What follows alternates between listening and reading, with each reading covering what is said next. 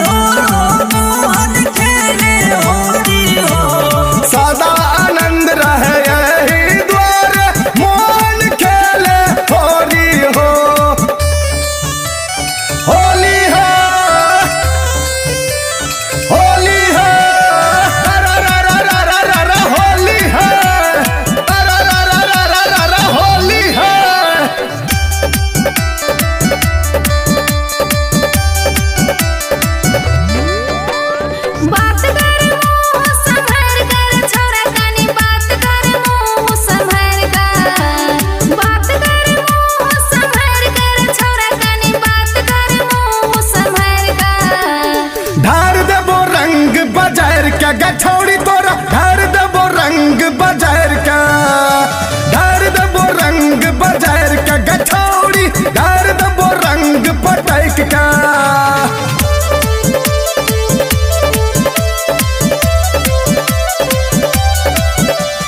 सारा रारा जगीरा सारा रारा, वाह भाई वाह, वाह खिलाड़ी वाह।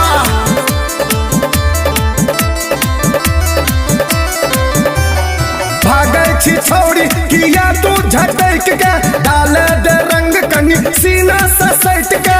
जब न लगावेला हम तारा रंग रे, कोमल बदन छे पूरा अंग रे। देबो खूब तोरा हमें गैर रे छोरा, तू लगे भीजे नाल सर का। डार देबो रंग बजार का, गठौड़ी डार देबो रंग पटैक का, डार देबो रंग बजार का, गठौड़ी डार देबो रंग बजार का। अखन अहाँ सब सुन रहल छी जीत नारायण ऑफिशियल के शानदार प्रस्तुति।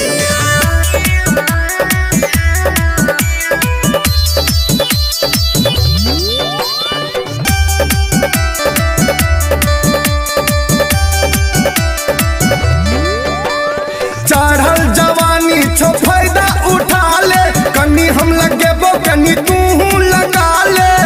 अपन छो हमरा कोनो भरोसा, लेके तू अलसी पिचकारी अनोखा।